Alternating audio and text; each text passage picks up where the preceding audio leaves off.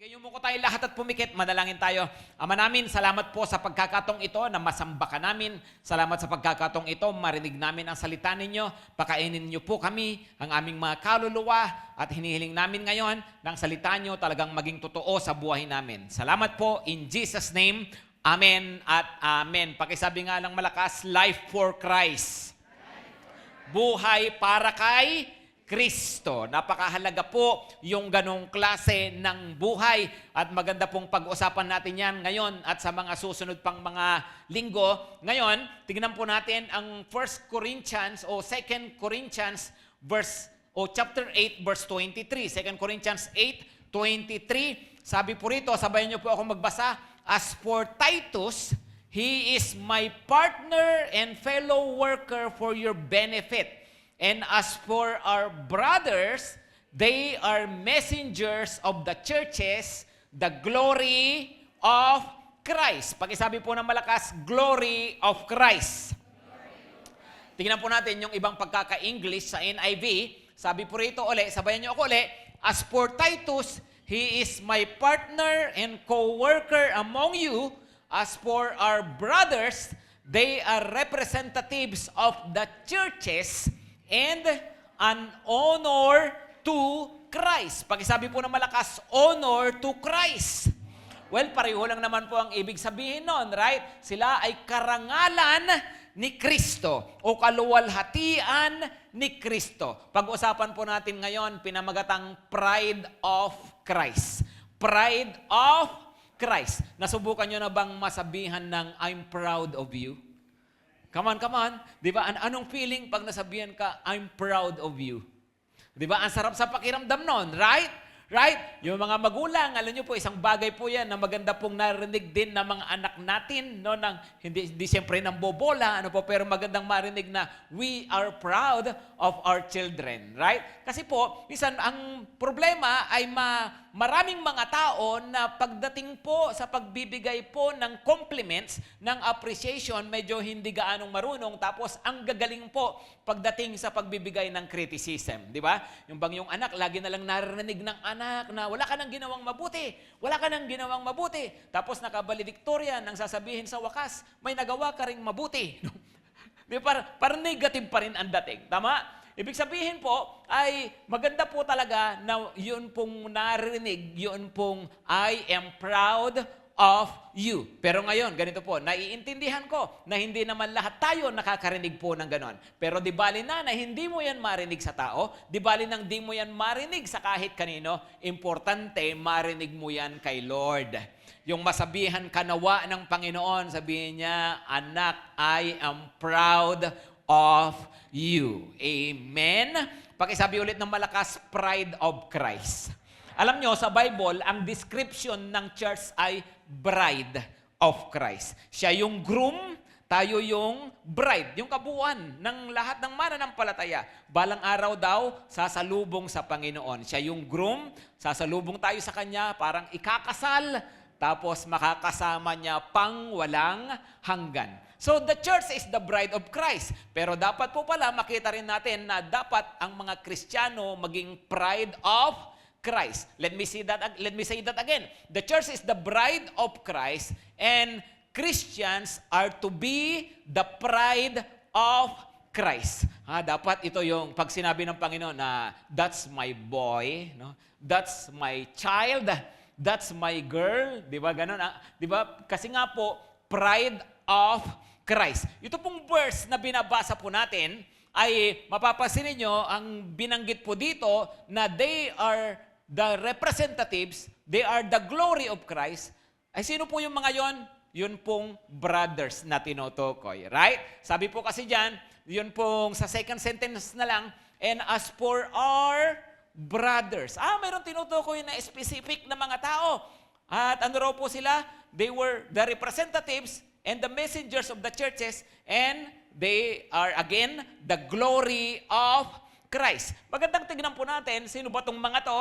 Tapos paano ba silang natawag na pride of Christ? Kasi po maganda pag nakita po natin yon, nawa, hanapin natin sa buhay natin at maging ganun din tayo sa harapan ng Panginoon. So ang background po niyan ay makikita natin sa verse 18. Tingnan niyo po ang verse 18. Sabi po dito, with him, yun pong him na tinutukoy ay si Titus, nakalagay sa verse 17. Sabi po niya, with him, we are sending the brother. Okay, ito yung isa sa mga sinasabing brothers.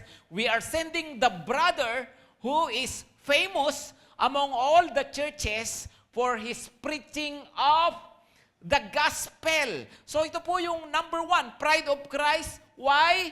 Because he is famous. No? So how can we be pride of Christ? Well, for being famous. Pakisabi po ng malakas, famous. Tingnan nyo nga yung katabi nyo kung mukhang famous. No? Sinong gusto maging famous? No? Of course, masaya naman yon, right? At ang dami, alam ko, ang daming gusto maging famous, ginagawa lahat ng paraan, yung iba sa social media, para magpaka-famous, yung iba mga cloud chaser, nagkapilang, ipopost pa para maging cloud chaser, magano nga, ano po. Well, iba-iba yung mga ginagawa ng mga tao, at talaga namang, sa totoo lang, may benefit din naman kasi pagiging famous. Tama ba? Tama, pag famous, kumikita, right? Pag famous, kahit pangit, mukhang maganda, no? Mukhang pogi, right? O tingnan nyo yung mga famous na mga komedyante, no? Kahit nakakatawa yung mukha, no? Parang pogi ang dating, di ba? Siyempre nga, komedyante nga kasi no? Pero the point nga is, sige, okay yung pagiging famous, pero hindi lamang yun di ba? Sabihin ng hindi tayo yung famous, pero ito ang reality. When we are associated with someone who is popular, it feels good, right? Right? So, pag sinabing pride of Christ, pag sinabing for being famous, kasi sabi, itong taong ito, kilala. Halimbawa, di ba tayo ganun Yun bang mayroon kang koneksyon sa isang taong kilala, di ba tuwan-tuwa ka at proud ka na konektado ka sa taong yon? Nangyayari rin po ba yun sa inyo, mga kapatid? Hoy, yung yan, finalist yan ng The Voice. No? Yan, kamag-anak ko yan, kaibigan yan ng kakilala, ng kuya, ng bayaw, ng hipag, ng ate ko. Di ba? Yung gano'n, di ba? Yung basta mayroong koneksyon. Why? Kasi nga gusto natin na associated. Di ba? Ngayon, gano'n din pala ang Panginoon. Di ba? Ngayon, pero gusto kong liwanagin mabuti, pag sinabing famous, ano ba ang ibig sabihin nito? Well, kasi, alam nyo, mga kapatid, iba naman kasi yung nakilala sa sadyang nagpapakilala, iba yung nagpapasikat sa sadyang sumikat talaga, right? Ngayon, hindi ibig sabihin na itong taong ito, cloud chaser, hindi ibig sabihin na naghanap siya ng karangalan para sa kanyang sarili. Ano lang ang kanyang ginawa? Well, nakilala siya, hindi sa pagpapakilala ng kanyang sarili, kundi sa pagpapakilala sa Panginoong Hesukristo. Amen? Yun pala yun. Bakit? Kasi po, this brother is known or famous among churches for preaching the gospel of Christ. For preaching the gospel of Christ. So ano ang katangian niya? Well, sa pamamagitan ng buhay niya ay marami raw nakakilala sa Panginoon. Amen po ba? Alam niyo, isang bagay pala na kung mayroong pagkakakilanlan sa atin bilang mga Kristiyano ay nawa dahil nagamit tayo para may mga tao na lumapit pa sa Diyos. Daniel chapter 12, ang sabi po doon ay, those who are wise will shine like the stars forever. And those who lead many to righteousness will shine like the stars above forever and ever. Pag daw nagamit tayo ng Panginoon, ano mangyayari? We will shine like the stars. We will shine like the stars above forever and ever. Pag tayo raw nakapag-akay ng mga tao sa Diyos at nakapagdala sa Kanya sa katuwiran. No, kaya nga po, alam nyo mga kapatid, gusto ko rin din pong i-open po ito sa inyo kasi sa totoo lang po, nangyayari po sa atin dito sa GTC, yung tinatawag na maraming aanihin ko konti ang mang-aani. At kailangan po natin ng marami pang workers. Isa po dyan talaga na kailangan ng workers, kailangan po ng Nina Pastor Darwin ng kasama sa ating campus ministry. Alam niyo po ba yan? Sa ngayon, I think mayroon tayong siguro mga almost 200 na campus workers, ito yung mga pumupunta sa iba-ibang mga school. Mayroon tayong mga pinupuntahan. Andyan of course ang Kalhay, andyan ang UCC, andyan ang GRC, ang EGIS, no? At iba pang mga school ngayon ay nagbukas nga po sa atin dahil nga po sa ilang kapatiran natin dito na opisyal ng Maria Clara. At ang Maria Clara po ay open po ngayon sa atin, yung grade 9 and grade 10, lahat po ng section na yon ay welcome po ang mga taga-GTC na magturo ng salita ng Diyos sa kanila. Mga kapatid, palakpakan naman natin ang Panginoon dyan. Kaya nga po kulang kung kailangan po talaga ng katulong. Kaya wag mo na pa sasabihin, gusto kong mag-sell, kaya lang wala akong ma-open eh. Kaya lang di ko alam kung paano eh. Ito na nga po, maglaan tayo ng konting panahon, konting oras, i-devote po natin, magagamit tayo ng Panginoon. Amen po ba? Hello, maliwanag po ba? Papakilala natin ang Panginoon. Amen? Di ba maganda yung, pag nakita ka ng tao, sa yung taong yan, no, dahil dyan. Nakita ka ng estudyante, dahil dyan. Sa taong yan, nakilala ko si Lord. Nabago ang buhay ko. Amen, mga kapatid. No? Of course, kanina, napanood din po natin, meron tayong ginagawa na basking ngayon sa City Hall. Ang dami po natin actually ginagawa para makaabot pa ng maraming kaluluwa. Isa na nga po yun. At salamat po sa Panginoon, no? Kasi sa pamagitan po ng ganon ay may mga nadadala tayong mga kaluluwa sa Panginoon. Actually, yung First Tuesday pa lang na ginawa po namin yan, ay may mga nadala na po sa church sa pamagitan po noon. At bakit po? Kasi nga po, may power talaga ang pagsamba at ang pangangaral ng salita ng Diyos. Sige po, palakpakan naman po natin ulit ang Panginoon po dyan. Ang sinasabi ko po lahat ng ito, why? Kasi nga po, napaka banal na gawain na tayo po ay nakakapagpakilala ng mga tao sa Panginoong Hesukristo. Kahit nga po sa pagmimisyon, di ba? Alam po natin yan na seryoso po tayo sa pagmimisyon. Sina Aris, Pastor Alma, magpupunta nga po ng Malaysia bukas, no, para nga sa patuloy na training, mission conference. Bakit seryoso po talaga tayo rito? Naniniwala tayo, nagagamitin tayo ng Panginoon sa mga bansa na kunting-kunti pa lang ang nakakarinig ng pangalang Kristo. At mayroon dito sa GTC, magiging mga missionary balang araw. Amen? Tingnan nyo yung katabi nyo, yan na ang susunod na ipapadala sa Iran. No? So yun ay missionary natin. No? At gagamitin pa tayo ng Panginoon. Right? By the way, alam nyo naman, no, nakararating lang namin galing ng Japan. So, nag-encounter tayo doon. Siyempre, nag-share ng gospel, nag-training, kung anong ginawa. At yung in-encounter namin doon, actually, ngayon ay pinopost encounter o nilalive class ni Pastor Rod bago mag-encounter sa after encounter tuwing linggo ng hapon. Minimit po niya sila, tinuturoan niya sila online. No? So tuloy-tuloy po yung gawain natin doon. At naka-schedule na rin po kami by December na after po ng simbang gabi sa kalye dito, no? Sa Caloocan. After po ng mga simbang gabi natin dito. Lipad naman po kami ng Japan para doon din po natin gawin yun pong simbang gabi na iyon. No? This time sa Shibuya. No? Habang tumatawid yung mga tao. Hindi po.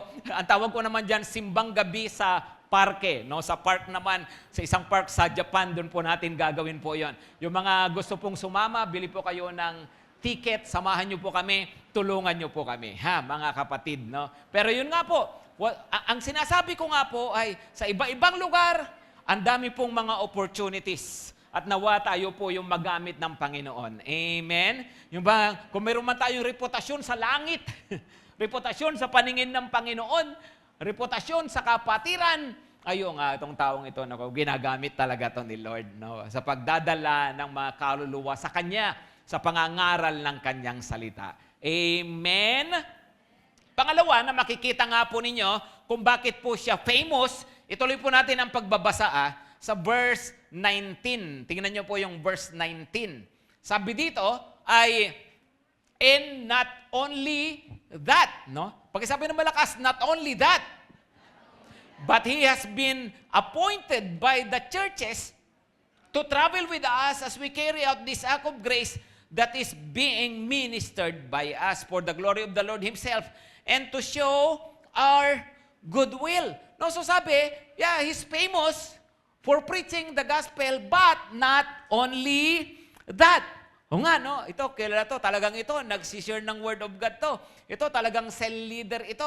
Ito, talagang masipag yan pagdating sa pagdadala ng tao sa Panginoon. Pero, ang sabi, not only that. Magandang katangian po yun, mga kapatid, na tayo nagpapagamit sa Panginoon. Kaya lang, dapat po mayroon pong kasamang magandang karakter. Come on, pakisabi ng malakas, character. No? Come on, di ba? Kasi sabi po niya, not only that. Balikan nga lang po natin, tingnan po natin sa Tagalog yan. Yung mga verses na yan. Verse 18, sabi muna, balikan natin to, pinasama namin sa kanya ang kapatid na kilala sa lahat ng iglesia dahil sa kanyang pangangaral ng magandang balita. Tapos ano sabi? Come on, pakibasa ng malakas yan. Hindi lamang iyan. Ano uli? Hindi lamang iyan. Siya ay pinili ng mga iglesia upang maglakbay kasama namin at tulungan kami sa pangangasiwa sa gawain ito. Maliban sa kilala siya na nangangaral, maliban sa kilala siya, nagsishare ng gospel, pero pinili siya, anong ibig sabihin? Malaki ang tiwala sa kanya. Alam na itong taong ito mapagkakatiwalaan.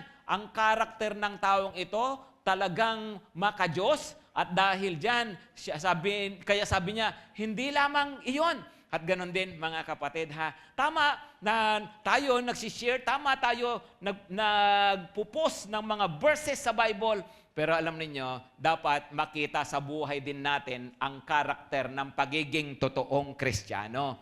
Amen? Hello, amen po ba? Baka mamaya, nag-i-invite ka, nagsishare ka ng gospel, mamaya yung sinyera mo, kaaway mo na. Di ba? O di ba? Ang labo naman nun. Di ba? So, dapat po pala nakikita sa character. No? So, itong verse na to, nagpapakita nga na famous, this brother was famous for sharing the gospel, but he was also famous for having this Christ-like character. Yung good character. Meron siyang magandang katangian. Ano ba ang ibig sabihin muna itong verses o itong verse na binabasa natin? Sabi kasi dito, kung itutuloy natin, ang ganitong pagkakawang gawa ay para sa ikaluluwalhati ng Panginoon at upang maipakita ang aming hangaring makatulong. Ganito po ang background niyan Ang Corinto po ay mayaman na syudad nung unang panahon. So may kaya yung mga tao dyan. At nung panahon din na yan, nagkaroon po ng taggutom sa ibang lugar. At yung mga nasa ibang lugar na yon gustong tulungan ni na Apostol Pablo. Si Apostol Pablo po ang nagsusulat nito. At kanya pong hiningan ng tulong ang mga taga-Korinto at ang mga taga-Korinto nag-ipon, lumikom sila, nagbigay sila ng mga offering nila para saan yun? Pangkawang gawa. Okay? Pangbigay doon sa malayong lugar na nangangailangan. Nasa Korinto sila, ipapadala sa Jerusalem, malayo po iyon. So, ngayon, malaking halaga po ito. Ngayon, paano nilang gagawin? Paano nilang ipapadala? I-GCash sana nila, kaso hindi nila alam ang account. No? At hindi nakapagbukas ng account si na Pedro sa Jerusalem. No? So, anyway, so anong gagawin ngayon? Kailangan may magdala ng pera. Di ba? Ngayon, si Apostol Pablo, ayaw naman niyang ganun-ganun lang na basta ipadala. Kasi para sa kanya, usapin ng pera ito, dapat maingat, ayaw niyang magkaroon siya ng anumang issue. Kaya sinigurado niya na hindi ito manggagaling lang sa isang grupo, hindi lang kung sino yung pinili niya, kundi kaya nga representative of the churches. Right? Yun po yung kanyang mga yun yung mga tao na magdadala nito, kukunin sa Korinto, dadalihin doon, at dapat itong mga taong ito talagang mapagkakatiwalaan, kilala at mapagkakatiwalaan. Right? Alam niyo po, dito po sa church, ay isang bagay po yan na kung napapansin po ninyo, from time to time, nagsasalita po ako tungkol sa finances ng church, tungkol sa kung paano natin hinahandle, tungkol po sa kung ano po yung source of income namin as a family, kasi po talagang dyan po ako nag-iingat. Ano po, yun pong dapat na ayoko pong mayroong nag-iisip ng hindi maganda no, kasi talaga pong ito po yung nasa puso natin, gusto natin na talagang hindi tayo na pag-iisipan, no, na talagang malinis at maayos ang pagdadala natin pagdating sa mga financial matters, kasi ito po ay gawain po ng Panginoon. Amen, mga kapatid. No, ang point po diyan, ang point nga po ay yung nga po sila ay mapagkakatiwalaan. Mayroon pong magandang character. Pakisabi ulit ng malakas, character. So ibig sabihin, ganito pala, is Christ proud of you? No? Well, proud sa akin si Lord. Bakit? Kasi nangangaral ako ng kanyang salita. Kasi cell leader ako. Kasi nagsishare ako ng gospel. That's good. Pero hindi lamang yon. Proud sa akin si Lord. Bakit? Kasi ito dapat ang isang makita kasi nakikita sa akin talagang binabago ng Panginoon ang buhay ko. Amen? Nakikita yung magandang karakter, yung magandang pag-uugali bilang isang mananampalataya ng Panginoong Hesukristo. Nakikita yung binagong buhay. Amen? Yung pala yun, no? Nagbibigay yun ng glory, nagbibigay ng honor sa Panginoong Hesukristo pag nakikita yon sa ating mga buhay. Maliwanag po ba? Come on, maliwanag po. Ituloy natin ang pagbabasa. Sabi dito ay verse 20, nag-iingat kami upang walang masabi ang sinuman tungkol sa pangangasiwa namin sa masaganang kaloob na ito. No? Sabi niya. Tapos verse 21, ang layunin namin ay gawin kung ano ang marangal, hindi lamang sa pangalan ng hindi lamang sa paningin ng Panginoon, kundi sa paningin ng mga tao. O, tingnan niyo pong mabuti 'yon, ha. Ano raw po sabi niya?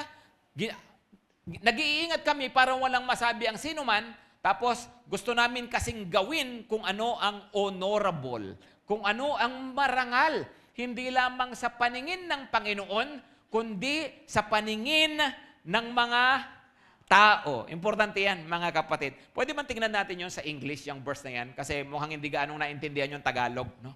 Sabi rito, for we aim at what is honorable. Sabihan niyo ako, not only in the Lord's sight, but also in the sight of man. Right? So, tingnan niyo pong mabuti yun. No? Mahalaga pala sa Panginoon na yung kung ano po yung pagtingin din sa atin ng ibang tao. Hindi ko sinabing maging self-conscious ka, hindi ko sinabing nang matakot ka sa anong sasabihin sa iyo ng ibang tao. Ang sinasabi ko po rito ay kung tama naman yung ginagawa natin, alam natin, nag-iingat tayo, maayos yung ginagawa, wala tayong ginagawang masama, tapos at the end of the day, masama pa rin tingin sa iyo, hindi mo na kasalanan yon. Right? Kaya lang, ito ang ingatan natin. Yung wala kang ang ginagawang masama, kaya lang mukha kang may ginagawang masama, no? Maaring sabihin mo, alam ng Diyos ang puso ko. Alam ng Panginoon wala akong ginagawang masama. Pero hindi tayo nag-iingat. Tapos naging masama ang tingin sa atin ng tao, kasalanan na rin pala natin yon. Tayo rin pala ang nagkulang. Halimbawa lang po ito. Isang lalaki, isang babae, hindi mag-asawa, tapos nagkukulong sa isang kwarto, isang lugar na sila lang. Tapos napag-isipan sila, napag-usapan sila ng hindi maganda. Tapos sasama ang loob at tapos sasabihin na, alam ng Diyos, wala kaming ginagawang masama. No? Totoo, sige, wala kang ginagawang masama, pero yung mga tao kasi hindi naman sila Diyos. Right? Yung alam ng Diyos, hindi nila alam. At ano ang natural sa tao? Natural, yung makapag-isip. Tama, mga kapatid? Kaya nga dapat pala, no, hindi pala ito tungkol lang sa alam ni Lord. Kundi, sinasaalang-alang din natin yung sasabihin ng ibang tao. Amen? Alam ni Lord, nag-post ako ng ganun, wala akong pinatatamaan. Random thoughts lang yon, di ba? Okay, sige. Alam ni Lord, no, na wala kang intensyon, pero ano ang responsibilidad mo doon? Yun bang pinag-isipan mo sana kasi baka mamaya wala kang ang pinatatamaan pero yung pinos mo talagang may tatamaan. 'Di ba? So wala kang intensyon. Alam ng Diyos. Pero ikaw, 'di ba? Yung ginawa mo. 'Di ba? Pwede kasi na iba ang maging pagtingin ng tao. Maliwanag ba, mga kapatid? Hello, maliwanag. ganito po, gusto ko pong pakinggan nyo pong mabuti ito. Meron pong tinatawag na offense of the cross. Pakisabi ng malakas, offense of the cross. Ano yung offense of the cross? Pag sinabing offense of the cross, ito po yung tungkol sa pagsunod mo sa Panginoon, tungkol sa paglilingkod mo sa Panginoon, tungkol sa pananampalataya mo, na kahit na wala kang ginagawang masama, mamasamain pa rin ng tao. Halimbawa, pag seryoso kang sumusunod kay Lord, at inaya ka halimbawa ng mga tropa mo, halika pre, tsongke tayo. Diba? At hindi ka sumama, magagalit sila sa'yo, ang tawag doon, offense of the cross. Are you following? Nag-share ka ng gospel, tapos dahil nag-share ka ng gospel, nagalit sila sa'yo, ang tawag doon, offense of the cross. Nag-post ka ng verse ng Word of God tungkol sa righteousness. Halimbawa, nag-post ka tungkol sa immorality, dahil dyan may nagalit sa'yo, ang tawag doon ay offense of the cross. Ang offense of the cross ay normal lang yan, at talagang nangyayari po yan. Yung offense of the cross, basta ginawa po natin sa tamang paraan, mayroon pa rin na-open, hindi mo na yun kasalanan. Okay, maliwanag po? Ang sinasabi ko po rito, na ingat po tayo, ay sa ibang mga bagay. Di ba na, okay, wala naman akong ginagawang masama. Pero, yun pong dating sa ibang tao ay masama. Bantayan din daw po natin yon para po nang sa ganon hindi makasama sa ibang tao. Yun po ay character. Pakisabi po ng malakas, character. Natutuwa si Lord sa mga taong considerate sa kanyang kapwa. Hello? Maliwanag po ba? Proud si Lord sa mga tao na nabubuhay na pinapakita yung kanyang character. Number two, pride of Christ. Ano yung number 1? For being famous. Number 2, pride of Christ for being earnest. Pakisabi ng malakas, earnest. Bakit? Ituloy natin ang pagbabasa. Verse 22. Sabi sa verse 22, and with them, okay? With them. Sino yung them? Sino yung them? Si Titus, saka yung brother na binanggit sa verse 18. Okay? So, with these two, with them, we are sending our brother. Oh, yan ito na naman, panibagong brother. Pangatlo na, right? We are sending our brother whom we have often tested and found earnest in many matters, but who is now more earnest than ever because of his great confidence in you. Pakisabi po ng malakas, mga kapatid, earnest. Pag sinabi pong earnest, ano ba ang ibig sabihin yan? Pag sinabing earnest ang isang tao, ay ibig sabihin ay mayroon po siyang seriousness, mayroong deep desire sa kanyang ginagawa, may passion sa kanyang ginagawa, may gigil. Okay? Yun po yung mga taong earnest. Halimbawa, pag mayroon kang isang gagawing bagay, ang sabi ng Panginoon, whatever your hand finds to do it with all your heart. Yung ganon, right? Ano po bang ibig sabihin ng earnest? Ano pa po ba pwedeng i-apply pa po ito? You can be earnest, saan? Pwedeng sa iyong pagtatrabaho. Right? Pag ikaw ay nasa sales, kailangan mong maging earnest para mag-earn. Tama ba? Di ba ibig sabihin? Kailangan mong i-push yung iyong product, kailangan talaga may desire ka na makabenta, kailangan may passion ka dyan, yun po yung earnest. Pag nanliligaw, dapat ay earnest. Tama ba? O bahala siya kung sasagutin niya ako o hindi. Pag binasad ako, it's her loss. Di ba? Ganun ba yan? No? Hindi, pag gusto mo talaga, you do it earnestly. Mag-a-apply ka sa trabaho, you do it earnestly. Importante po sa buhay ang pagiging earnest. Ngayon, tingnan niyo po si Lord po pala na-honor, napaparangalan si Jesus pag yung mga Kristiyano earnest. Anong ibig sabihin ng earnest? Seryoso sa Panginoon. Mayroong passion para sa kay Panginoon. Mayroon po silang desire talaga na makasunod at maglingkod sa Panginoon. Well, in your Bible, mababasa po ninyo yan. You can pray earnestly. Right? Dito, makikita ninyo na they serve, or this brother, particular brother, serve God earnestly. Right? Sa iba-ibang pagkakataon, alam niyo po, hinahanap ng Panginoon yung earnestness. Yung ikaw ay seryoso talaga sa Kanya. Yung ikaw talagang ginagawa mo, yung isang bagay at sumusunod ka sa Kanya nang kasama talaga ang iyong puso. O di ba totoo rin naman yon, right? You are proud when someone you care about is really in love with you. Di ba? Halimbawa, alam mong loves na loves ka nung tao na yon, tapos loves mo rin siya. Di ba? Natural, ikaw ay proud sa bagay na yon. Tama? Ang mga magulang, proud sila pag nakikita nila yung kanilang mga anak ay talagang hindi nakakalimot sa kanila. Hello, tama ba yun mga kapatid? Hello, tama po ba? Yun ang reality nito. Kaya nga, pride of Christ, ang Panginoon natutuwa pala. Napaparangalan siya pag nakikita niya earnest tayo para sa Kanya. So the question is, are we earnest? No? Are we earnest? Diba tayo ba? Oo nga, seryoso ba talaga sa Panginoon? Halimbawa, sa ganitong nagwo-worship po tayo. Halimbawa, si Lord ba ay talagang nawo-worship natin earnestly?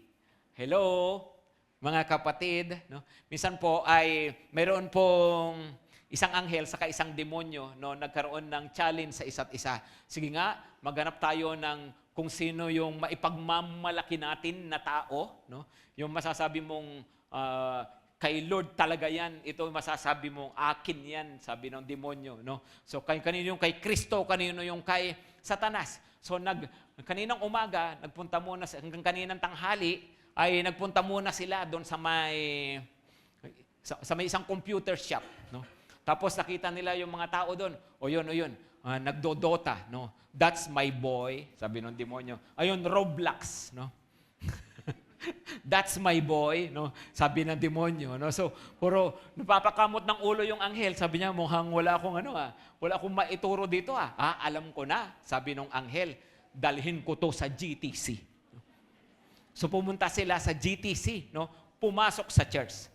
O tapos sabi nung angel, nakikita mo yan? Nung nagwo-worship, di ba? Talaga yan, seryoso yan. That's my boy, sabi nung angel. Proud si Jesus dyan. No? Tapos kita mo yan, tingnan mo. Nakikinig talaga, no, ng word of God. That's my boy. No? Lahat yan, sabi nung angel. Ay, nako, proud si Jesus sa mga yan. These are our boys and our girls, sabi nung angel. No? Teka muna. Sabi ng demonyo, hindi ka sigurado dyan. Ha, bakit? Tingnan mo yung isa yun, nakaupo. Tingnan mo, ang ginagawa sa cellphone. No? O di ba nagro-Roblox din ngayon? O di ba nag-EFB ngayon? Yung iba nga nagtiti-tiktok-tok, gumaganon-ganon pa habang nagpiprit si Pastor Rapi, sumisimple lang eh. Diba? O tingnan mo yung isa, tulog. Kanina lang nakita ko, nagwo-worship, itataas ang aking mga kamay, pero nakaganon eh. Diba? Well, of course, naiintindihan ko po pagdating sa mga gestures, naiintindihan ko po yan. My point is, earnest ba talaga tayo? Come on, mga kapatid, no? Earnest ba tayo, no? Sa pagsunod talaga at sa paglilingkod sa Panginoon. Kasi po, pag sinabing earnest, ay sabi po dito, pasinin niyo pong mabuti, ang ginamit na salita ay whom we have open tested. Subok na, right? Open, tested, and found earnest. Alam niyo po, ang pagiging earnest para sa Panginoon, paano ba tong open, tested? No, madalas na naming sinubukan yan, sabi ni Apostol Pablo, tungkol dito sa brother na to. Siguro ang ibig niya sabihin, dati inassign namin yan sa isang lugar, sa Thessalonica, pwedeng ganon, di ba? Kita namin talagang seryoso yan. No? Inassign namin yan sa lugar na mas mahirap, seryoso rin yan. Nilagay namin sa lugar na madali, no? Nako, rin yan? Hindi yan pa chill-chill lang, no? Ibig sabihin po, nakita na kahit saan dalhin, subok na. Earnest. Right? Pero po pwede rin ang ibig sabihin ay, nako, nakita namin yan, nakaranas na ng kung ano-anong mga bagay. May mga pangit na karanasan, may masasamang karanasan, pero seryoso talaga yan kay Lord, nagpapatuloy yan. Amen? Kasi po, ang earnestness is something that should pass the test. Mayroong mga tests, right? O nga, ngayon, ito, masigla yan, o ngayon, sumusunod yan, kasi nga parang okay naman yung takbo ng lahat. Paano kung mayroong mga problema na? Paano kung mayroong mga pagsubok? Okay yan ngayon, lumalapit sa Diyos, pray ng pray kasi may pangangailangan. Paano pag natugunan na yung pangangailangan? Right? Kay earnest pa rin ba? O nung estudyante yan, naku, ang sipag niyan sa paglilingkod sa Panginoon. Di ba? Ngayon, may trabaho na, busy na sa buhay, kumikita na ng malaki, pero nagpapatuloy pa rin yan. Earnest pa rin yan. Amen? Hello? Amen po ba? O nung ano yan? Nung wala pang love life yan. No? Naku, ano yan? Ang sipag niyan, earnest yan. No? Pero ngayon, naku, may asawa na yan. No? Pero nagpapatuloy yan. Earnest. Maliwanag mga kapatid? Ganun pala kasi ang earnest sa iba-ibang sitwasyon, nagpapatuloy sa pagsunod at paglilingkod sa Panginoon. Amen po ba? Alam niyo po, ang Panginoon napaparangalan pag nakikita na yung mga naturingan na mga Kristiyano ay earnest sa Kanya. Earnest saan? Sa pagsunod at sa paglilingkod po sa Kanya. Amen, mga kapatid. Sabi po rito, found earnest. Tapos, in many matters. Pag sabi ng malakas, many. O, pag sinabi pong many, anong ibig sabihin ng many? O, ang galing nyo magtagalog talaga. No? So, pag sinabi pong many matters, anong ibig sabihin nun? Kasi pwedeng, basta ako, earnest ako, no? Dito lang, sa ganito lang. Pero pagdating sa ibang bagay, earnest ako sa ministry. Pero hindi ako earnest sa pagdi-devotion, pagbabasa ng Bible, pagpipray. Yari. Diba? Hindi pwedeng ganun lang. Hindi pwedeng ganun. Hindi pwedeng puro paglilingkod tapos yung personal na relasyon sa Panginoon na papabayaan. Maliwanag mga kapatid, ay earnest ako sa ganitong gawain. Ito lang gusto kong gawin para sa Panginoon. Teka muna. Sabi po ng Panginoon, go and make disciples. O diba? Dapat daw po maging earnest in many matters. Tapos, ano pa? More earnest. Pag sabi ng malakas, sabi din yan, now more earnest. Ibig sabihin, ang taong earnest habang tumatagal, nagiging more earnest. Pag earnest ka na ngayon, bukas earnester ka. No? Ibig sabihin, nadadagdagan. Right? Ang pagiging earnest. Hindi yung apoy ko, yung passion ko para sa Panginoon, nababawasan habang tumatagal. Hindi po. Nadadagdagan yan. Ang apoy, ang kanyang puso sa paglilingkod sa Panginoon habang tumatagal. Remember mga kapatid, the Lord is honored by our passion, not by our passiveness. Pag passive tayo sa pagsunod sa Panginoon, sa pagiging Kristiyano, hindi na-honor si Lord. Pero pag may passion tayo, doon napaparangalan ang Panginoon. Amen po? Pag-isabi ulit ng malakas, pride of Christ. Would you like Christ to be proud of you? Amen. Pride of Christ for being famous, no? Pride of Christ for being earnest. Tumayo na po tayo lahat, mga kapatid. Balikan natin yung verse po natin, na. Balikan natin yung verse natin. Tingnan niyo mabuti yung verse kasi may importante po akong tanong sa inyo, ha? Tingnan niyo po ito. Basahin natin uli. As for Titus, he is my partner and fellow worker for your benefit. And as for our brothers, they are messengers of the churches, the glory of Christ. Okay, ang tanong, sino ang dalawang brothers na ito? Sino? Ang makapagbigay sa akin ng tamang pangalan, mayroong reward. Round trip ticket to Japan. Pag isa lang nabigay niyong pangalan, one way lang. Lumakad na kayo, lumangoy na kayo pauwi. No? O sige, sino kaya yan? Si Pablo ang nagsulat nito. Tapos sabi niya, mayroong pinangalanan si Titus, yun yung una, pero may dalawa pa raw, yung verse 18, saka yung verse 22. Ito po yung sinasabi niyang, brothers, the glory of Christ. Pero kayong, come on, sinong pangalan? Anong pangalan? Si Barabas Hestas, sabi nung iba. Anong pangalan? No? Well, actually, ni-research ko siya. Sino ba itong tinutukoy dito? At ito ang sagot. No? Hindi alam kung sino talaga. Dahil nga, hindi binanggit ni Apostol Pablo. No? May mga pwede na mga pangalan na mga nakasama niya sa ministry, pero walang sigurado kung sino talaga. And that's exactly the point. Ano ang point ng lahat ng ito? Bakit hindi pinangalanan? Kasi nga, ang pinag-uusapan dito, pangalan ni Kristo. Karangalan ni Kristo. Ang importante, maitaas ang pangalan ni Kristo. Di bali nang hindi tayo mapangalanan. Amen, mga kapatid?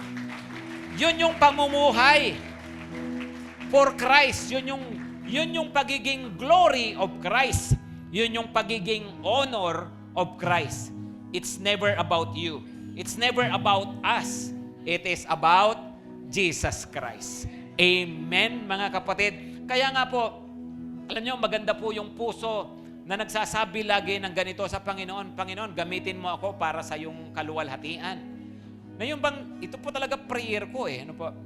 Personally, ito prayer ko, Panginoon, gamitin mo ako. Ito, Panginoon, nais ko sa buhay ko, mapapurihan ka. And my prayer for you, GTC people, ay magkaroon tayo ng ganitong puso. I-desire natin po ito. Panginoon, gusto kong sa pamagitan ko, mapapurihan ka.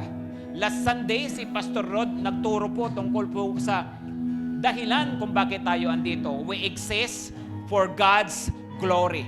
At totoo po yun, mga kapatid, ito talaga ang turo ng salita ng Panginoon. Mararanasan mo lang ang fulfillment ng buhay mo. Mararanasan mo lang talaga ang lubos na pagkatao mo. Nakita mo na natupad talaga ang layunin ng buhay mo. Pag si Kristo, pag ang Panginoong Diyos napaparangalan sa pamamagitan natin. We exist for the glory of God.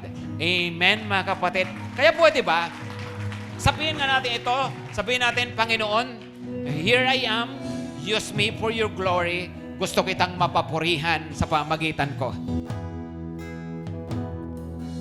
Nais kong sumunod sa'yo, nagpapakumbaba, mangyari ang kalooban mo.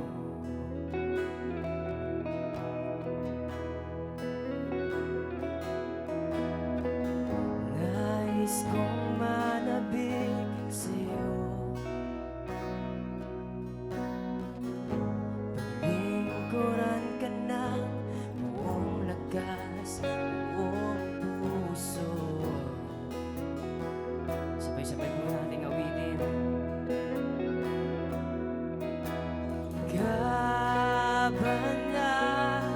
Banal ang Diyos, natatanging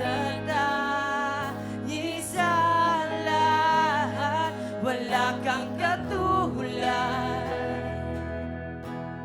pinagkadakilan, kabutihan mo'y wagas, ang pag-ibig mo'y sapat, aking Panginoon, gamitin mo ako.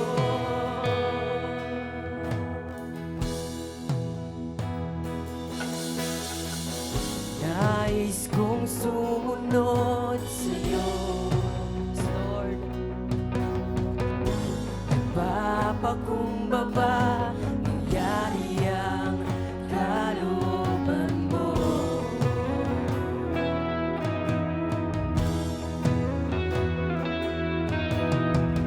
Nais kong manabik sa'yo,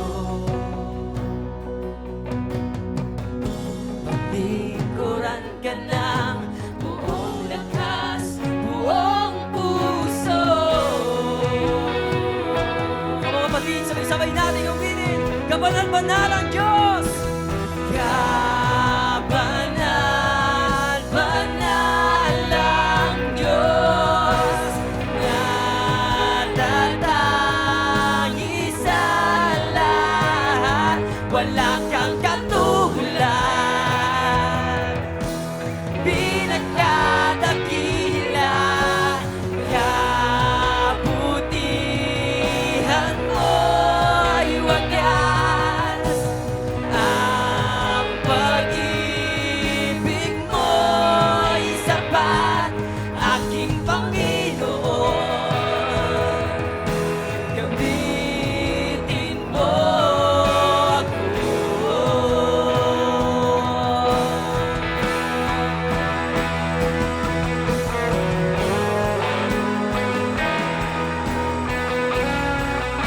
gamitin mo ako.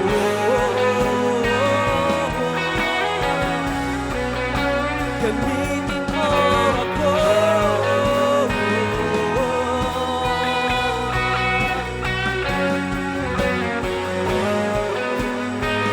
Mga kapatid kong ito yung isa sa mga panalangin mo sa prayer mo. Nais kong mabuhay para sa iyong kalwalhatian. Nais kong lumakad ayon sa iyong kabanalan. Ang pinakahangarin ko, ika'y mapapurihan mula sa aking awitin hanggang sa aking pamumuhay. Ito ang panalangin namin, Panginoong Isus. Nais kong mabuhay para sa iyong kalwalhatian. Nais kong lumakad ayon sa iyong kabanalan. Ang pinakahangarin ko'y ika'y mapapurihan mula sa aking awitin hanggang sa aking pamumuhay. Itaas po natin ang ating mga kamay. Awitin natin ang sabay-sabay. Nais kong mabuhay para sa iyong kalwalhatian. Nais kong lumakad ayon sa iyong kabanalan. Ang pinakahangarin ko'y ika'y mapapurihan mula sa aking awitin, Lord, hanggang sa aking pamumuhay. Oh, kabanal-banalan, kabanal-banalang Diyos, natatangi sa lahat, wala kang katulad. Pinakadakila, pinakadakila, ang butihan mo'y wagas. Ang pag-ibig mo'y sapat, aking Panginoon. Gamitin mo ako. Gamitin mo ako. Gamitin mo ako.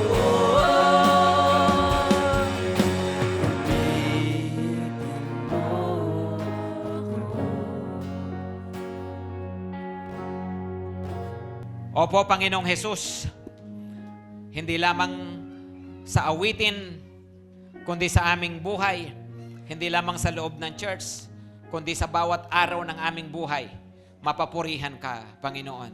At ito nga po, Panginoon, ang aming panalangin sa iyo sa pamagitan ng awiting ito. Nais namin maluwalhati ka. Nais namin mabuhay ayon sa iyong kabanalan. Kapatid, kung ito ang iyong panalangin, pwede ba itas lang natin ating mga kamay sa Panginoon? Kung sinasabi natin ito, Panginoon, gamitin mo ako para sa iyong kaluwalhatian. Here's my life, Lord. Here's my life, Lord. Kung ito yung iyong panalangin, kung kanina lang kinakanta mo yan ng buong puso, At sinasabi mo, nais kong mabuhay para sa iyong kaluwalhatian. Nais kong mabuhay ayon sa kayong kabanalan. Hangarin ko, Panginoon, mapapurihan ka sa buhay ko. Kung kinakanta mo yan ng buong puso at yan ang panalangin mo, gusto kong sabihin sa iyo, tutulungan ka ng Panginoon. Pananatilihin ka ng Panginoon sa Kanya. At ang Panginoon ang magsusustain sa iyo. At gagawa ng mga paraan para higit pa na mangyari ang kahilingang ito ng iyong puso. Manalangin po tayo. Opo, Panginoon, marami pong salamat. Narito yung mga buhay namin. Inihandog nga po namin sa iyo. Panginoon, ito desire namin at panatilihin nyo yung desire na ito na maparangalan po kayo. Mapapurihan kayo sa aming mga buhay. That truly, Lord, someday we will hear from you that you are proud of us. That we, as your people, are your pride, Panginoon. Marami pong salamat. At ngayon, Panginoon, basbasan niyo po kami. Basbasan niyo ang aming mga pamilya. Basbasan niyo ang aming mga trabaho. Basbasan niyo, Panginoon, ang aming mga relationships. Basbasan niyo yung mga pinagkakaabalahan namin. Salamat po, Panginoon. Ngayon, mga kapatid, pagpalain kayo ng Panginoon at ingatan kayo. Pagliwanagin ng Diyos ang kanyang mukha sa inyo, maging mapagbiyaya siya sa inyo. Ibaling niya ang kanyang tingin sa inyo. At maranasan niyo ang kanyang kapayapaan, ang kanyang masaganang biyaya sa lahat ng bahagi ng inyong buhay. Sa pangalan ng Panginoong Jesus. Amen at amen.